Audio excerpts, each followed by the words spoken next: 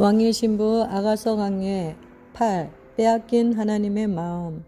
아가서 4장 9절에서 5장 1절. 만세의 왕이신 예수님은 그 여인에게 사랑의 마음을 열어 보여주십니다. 많은 시간 동안 그분은 보좌에 함께 앉을 동반자인 신부를 기다렸습니다. 이제 그분이 그녀에 대해 어떻게 생각하시는지를 말씀하십니다. 바로 우리가 그분이 사랑하는 자라고 부르고 싶어 하시는 사람입니다. 우리한테 마음을 사로잡혔다고 말씀하시는 음성이 들리나요? 그것은 사실입니다. 그분이 우리를 구원하려고 오셨습니다. 이 세상은 예수님이 신부를 향해 가지신 불같이 뜨거운 열정을 아직 보지 못합니다. 그녀의 사랑으로 인해 그분은 마음을 온통 빼앗겼습니다. 그녀는 예라고 대답하고 모략산으로 올라갔고 기꺼이 십자가를 품어 안으려 하기 때문입니다. 그녀의 눈 속에 두려움이 엿보일지라도 왕이 그녀를 사랑으로 안심시킵니다. 내 사랑아, 너는 안전할 거야. 내가 나를 한 번씩 힐끔 볼 때마다 내 심장이 멎는단다. 예수님이 우리에 대해 실제로 어떻게 느끼시는지 궁금해한 적이 있나요? 바로 이 말씀이 그 답인데 안타깝게도 이 말을 받아들일 준비가 된 사람은 거의 없습니다. 예수님은 우리에 대한 그분의 열정과 기쁨을 드러내고 싶어 하십니다. 우리가 그분의 마음을 어떻게 감격시켰는지 말씀하고 싶어 하십니다. 감정을 창조하신 분이 우리를 향한 그분의 감정을 보여주고 싶어 하십니다. 예수 그리스도의 마음과 입술에서 직접 나오는 깜짝 놀랄만한 사랑을 받을 준비를 하세요. 우리 예배드림에 그분의 심장 박동이 더 빨라집니다. 상상해 보세요. 우리에게 흠뻑 빠진 하나님의 마음을 조금 더 나은 삶을 살고 있을 나중이 아니라 지금 당장이에요. 우리가 엉망진창인 삶 가운데 있을지라도 예수님은 완전히 우리로 인해 기쁨을 이기지 못한답니다. 내가 내 마음을 빼앗았구나 라는 표현은 너로 인해 내 심장 박동이 멎었단다. 내가 내 마음을 항홀케 하고 사로잡았구나. 내가 내 마음을 미칠 듯이 기쁘게 하는구나. 또는 내가 내 마음을 기쁨으로 벅차오르게 하는구나 라고 번역될 수 있습니다. 다른 설명이 필요할까요? 예수님의 마음은 결코 꺼지지 않을 엄청나고 맹렬한 사랑으로 가득 차 있습니다. 사람들을 사랑하시는 그분의 애정을 형용하기는 불가능합니다. 우리를 생각하실 때마다 그분의 감정은 기쁨과 즐거움으로 압도됩니다. 우리는 사람들 때문에 골머리를 앓지만 예수님은 우리가 골치 아프게 생각하는 바로 그 사람들에게도 몹시 마음이 끌리십니다. 사람들이 불안하고 연약하고 불완전한 동안에도 그분의 마음은 그들을 향한 사랑으로 사로잡힙니다. 이것이 사람들 마음에 침투하는 거절감과 부정적인 사고의 견고한 진을 파시하는 예수님의 사랑입니다. 전능한 사랑보다 더 강력한 것은 아무것도 없습니다. 우리를 향한 그분의 열정은 정말 맹렬하고 가차없습니다. 아버지가 아들을 사랑하시는 것과 똑같은 사랑으로 예수님이 우리를 사랑하십니다. 아버지께서 나를 사랑하신 것 같이 나도 너희를 사랑하였으니 하나님께서 지금 이 순간 우리를 사랑하시는 것 이상으로 더 사랑하실 수 없을 만큼 우리를 사랑하신다는 것을 조만간 깨닫게 될 것입니다. 만약 우리가 내일 또 나은 사람이 된다 해도 더 사랑하지는 않으실 겁니다. 만약 우리가 내일 더 못한 사람이 된다고 해도 덜 사랑하지도 않으실 것입니다. 우리는 신성한 사랑의 강렬한 빗줄기에 포착되었습니다.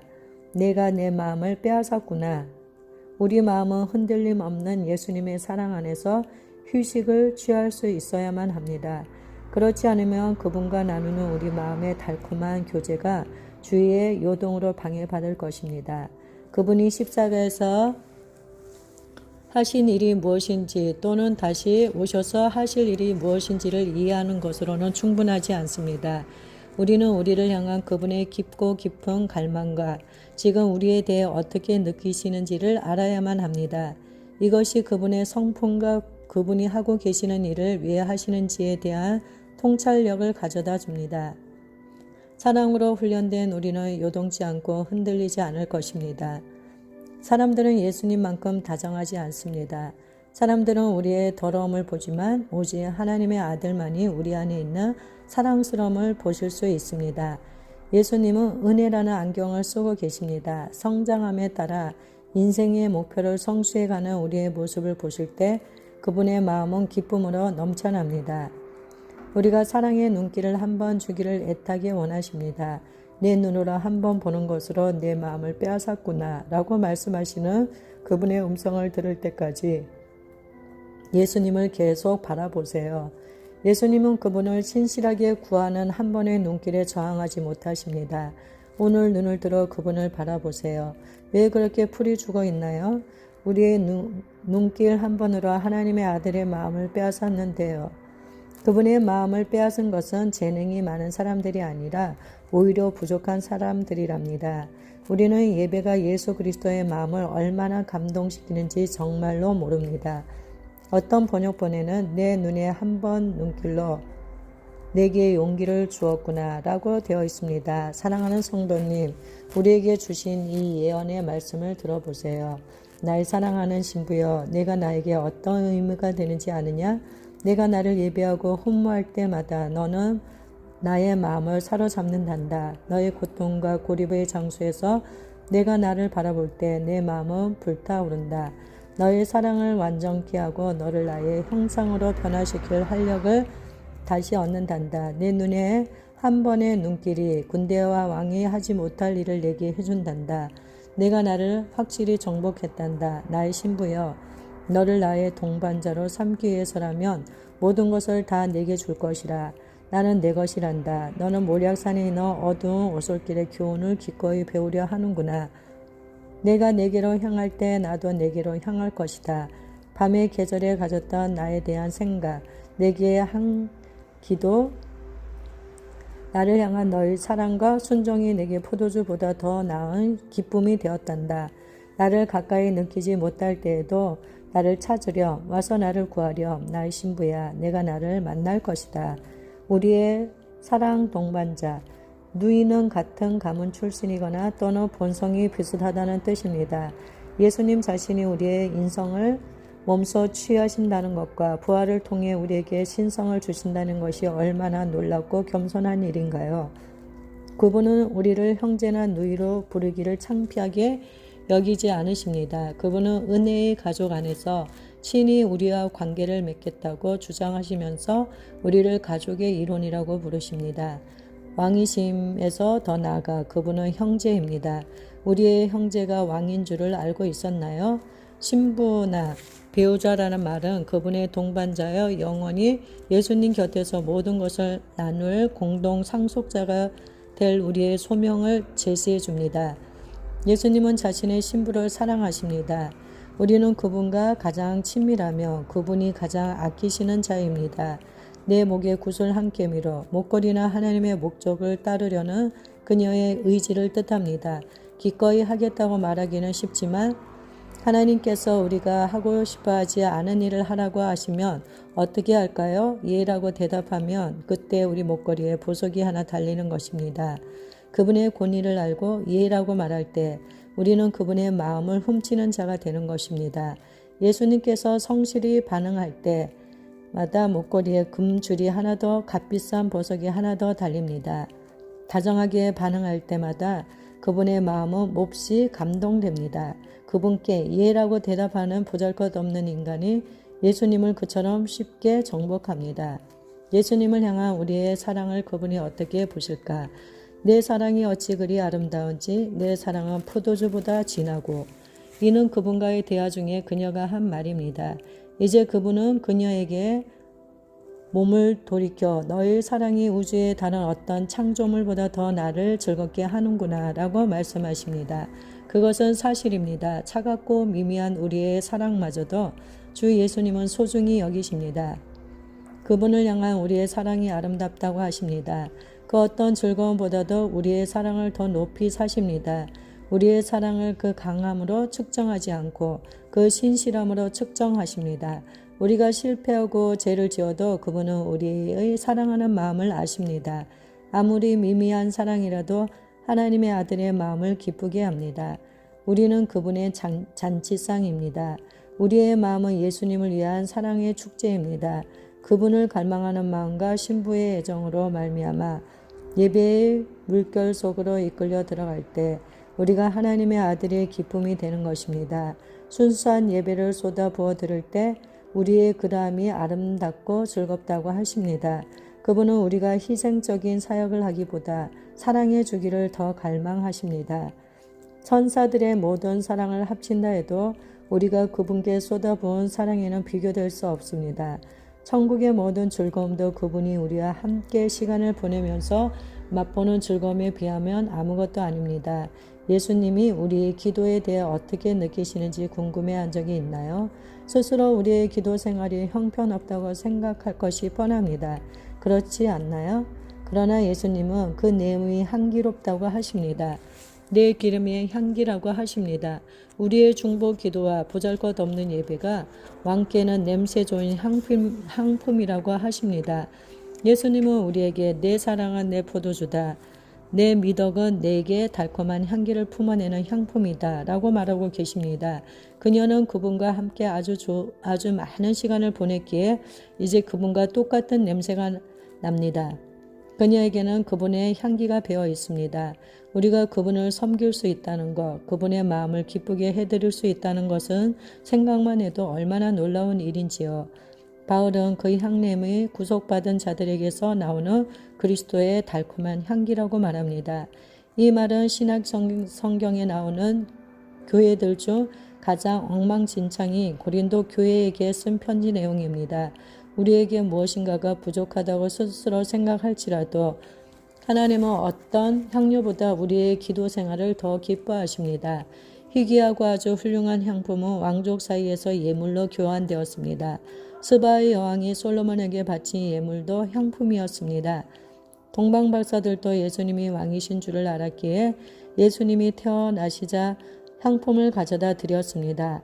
이와 똑같은 향품이 거룩한 관유 속에도 함유되어 있습니다. 예수님을 향한 우리의 사랑, 그분께 드리는 우리의 기도, 우리의 작은 예배, 그분을 향한 우리의 생각 등이 모두 어우러져서 주님께 드리는 거룩한 헌신이라는 최상급 향품으로 만들어집니다. 우리의 왕은 우리가 하는 모든 말을 다 알아들으십니다.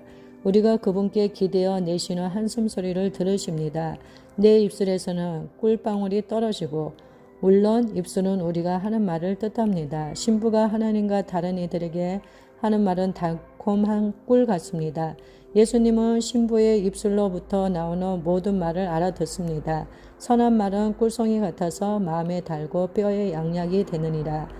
쏟아져 나오는 달콤함과는 대조적으로 그녀의 입술은 방울방울 떨어지는 달콤함입니다. 그녀가 하는 말 속에 들어있는 꼭 적당한 양의 꿀이 영혼의 달콤함을 줍니다. 지혜 있는 자의 혀는 지식을 선히 베풀고 미련한 자의 입은 미련한 것을 쏟느니라.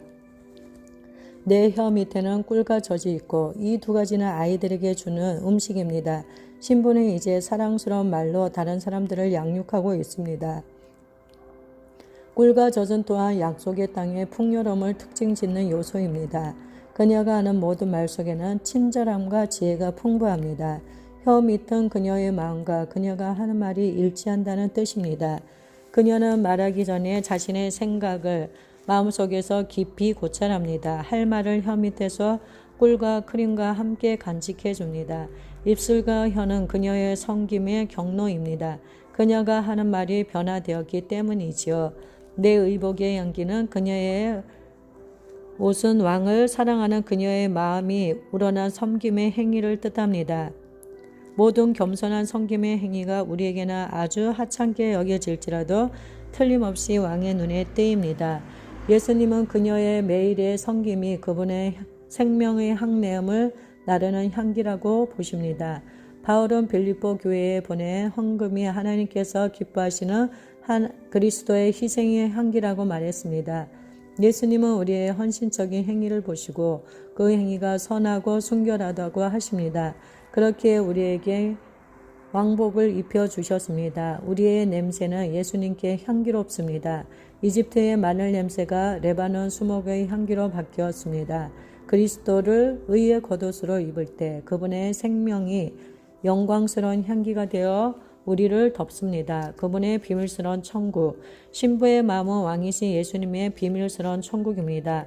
왕을 즐겁고 기쁘게 하는 장소인 왕만을 위한 정원은 틀림없이 울타리로 둘러싸여 있을 것입니다.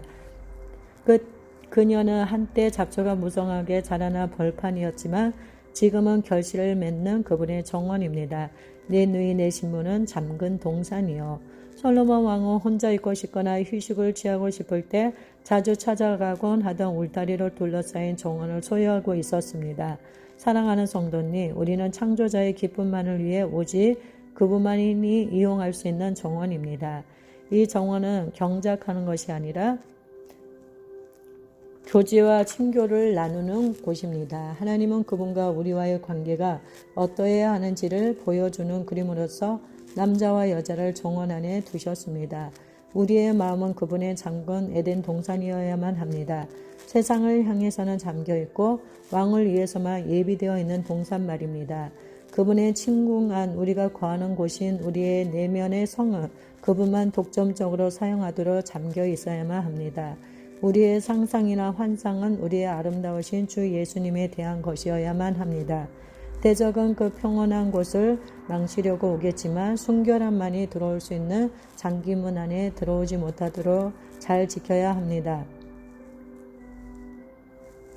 하나님이 가인에게 죄가 문에 엎드려 있느니라 라고 말씀하셨습니다. 예수님은 그분의 교회에서 볼지어다 내가 문밖에 서서 두드리노니 라고 말씀하셨습니다. 죄와 예수님 모두가 우리 마음속으로 들어오고 싶어 합니다.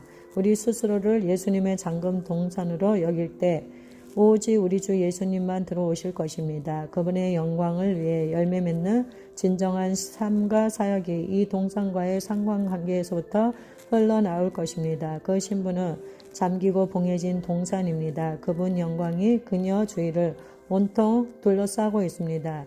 예수님의 신부는 죄에 대해 닫혀있을 뿐 아니라 마귀로부터 보호되고 있어서 예수님만 독점하여 즐기십니다.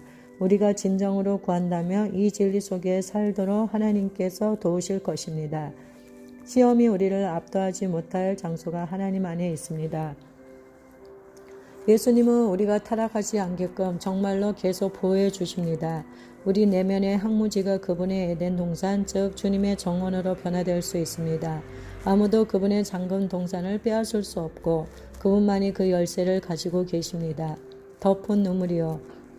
이 신선한 우물물은 왕의 동산을 적시는 물입니다. 그분은 그녀를 오염되지 않은 개인 소유의 우물에 비교합니다. 그 우물은 봉에 있어서 부정한 것들로 더러워질 수가 없습니다. 그녀의 우물은 진흙탕으로 만들어 버릴 야생동물이 마시는 물구덩이가 아니라 그녀의 사랑하는 자가 들이킬 우물입니다. 신부는 이 세상 것들로 더럽혀지기를 원치 않습니다. 왜냐하면 왕을 위해 예비된 자이기 때문이지요. 그녀의 정결한 삶이 그분의 마음에 신선한 회복을 가져다 드립니다. 그녀의 내면에서부터 이 생수가 흘러나옵니다. 우리의 비밀스러운 생각과 묵상이 왕께는 시원한 물줄기와 같습니다. 나 여호와가 너를 항상 인도하여 마른 곳에서도 내 영혼을 만족케 하며 내 뼈를 경고케 하리니 너는 물된 동산 같겠고 물이 끊어지지 아니하는 샘 같을 것이라. 이사야 58장 11절. 너는 봉한 샘이로구나. 그녀는 사람들이 사용하지 못하도록 숨겨진 그분의 거품이 일어나는 우물이여 신성한 샘입니다. 예수님도 친히 이 저수지에서 물을 마셨습니다.